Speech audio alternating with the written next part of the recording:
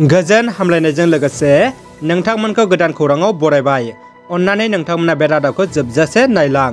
लोगोसे भिडिअखौ like, comment, share आरो चेनेलाव गोदानै फैदोंब्ला साबस्क्राइब खालामनो गुरै खावलायबाय। दानिया फैदो लोगोफोर रादाबखौ मिथिलांनि। गिबि खौराङाव दङ बिटिआर सरकारा हादान हानि जेंनाखौ फोजोबनो सावरायदों। थागिबि बर' माहारिया दिनैसिमबो जिख्लाबसे हा गैजायैनि थाखाय हादान ओनसोलाव हालाय-हाफाय जिउ खुंनांनो गोनां जाबोदों। थांनाय 7 बोसोराव दुखुथिया बै नखरफोरनि जेंनाफोरा सुस्रांजाबाखैसै।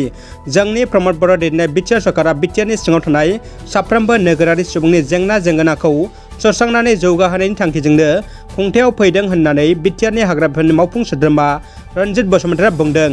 आरो बैफोर थांखिखौ मावफुंनायनि नोजोरजोंनो चिरां जिल्लानि सिङाव थानाय हादान ओनसोलाव थानाय सुबुंफोरजों जेंनाफोरखौ बोरै सुस्रांब्ला गाहाम जागोन बेनि सोमोन्दै सावरायलायो होनना फोरमायो। गोदान फरायसा आफाद बनसुनि सायाव बर'नि एमएलए, एमसिएलए, इएम आरो दैदेनगिरिफ्रा दासान्दि गोबां बिबुंथि बानबुंथि होनायखौ नुनो मोन्दों। बेबायदिनो मैया बिपिएफआ गसाइगावआव फालिनाय बड'लेण्ड एकर्डआव बाहागो लानानै बिपिएफनि एमएलए रबिराम नार्जारिया गोदान फरायसा आफादनि सायाव ओरै बुङो। बनसु फरायसा आफाद दानायखौ आं माब्लाबाबो गनाया। बर' हारिनि थाखाय एबसुआ नांगौबायदि खामानि मावगासिनो दङ। एबसुखौ खामानि मावनो खाबु हो। एबसुआ बर'नि माहारियारि मोनसे गोथार आफाद।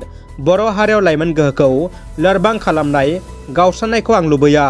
बर' हारिया राजखान्थि बाबै गावस्राना लोरबां जाखाबाय आरो गुबुनासो दा बर'खौ सालायनो गोहो मोनबाय होनना बुङो। बिटिआरनि क'क्राझार जिल्ला गसाइगाव महकुमानि श्रीरामपुराव पुलिसा हमनो मोननाय बारमिस सुपारिखौ सावनानै सेवहांगार खालामो। हमनो मोननाय बारमिस सुपारिनि बेसेना बाजाराव 2 कौटिनिबो बांसिन जागोन होनना सन्देह खालामदों। पुलिस बिफाना रायजोआव आयेन बेरेखा खामानि मावग्राफोरनि हेंथायै गोख्रों राहा लानायाव जाफुंसारनायखौ दासान्दि नुनो मोन्दों। दानिया फैदो गुबुन मोनसे खौराङाव। बिपिएफनि एमसिएलए मुनमुन ब्रह्मआ बिटिसि एकर्डआव बाहागो लादों।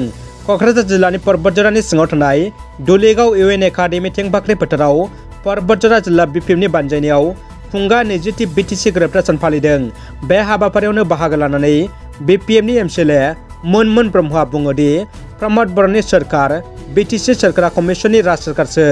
रायजो राजाफोरनो जेबो जौगालु बिथांखिफोरखौ मावफुंना होनो हायाखै होनना गोख्रों रावजों प्रमद बर' सोरखारखौ सोंखारियो आरो प्रमद बर'आ बिटिसि गोरोबथाखौ लाजि फोनांदों होनना अजद होबावो। बर'नि माहारि आफाद दुलाराय बर' फरायसा आफादनि 55थि जोनोम सान फालिनो साखाफारा खालामदों। दुलाराय बर' फरायसा आफादनि जोनोम सानखौ खुंनो लानाय लेखा दुलाराय आसामजों लोगोसे बिजनि हालामनि दुलाराय बर' गामि नोगोर ओनसोलफ्राव स्लगान लिरनाय हाबाफारि बानजायो। बिटिसिआ आयेनजों दाजानाय।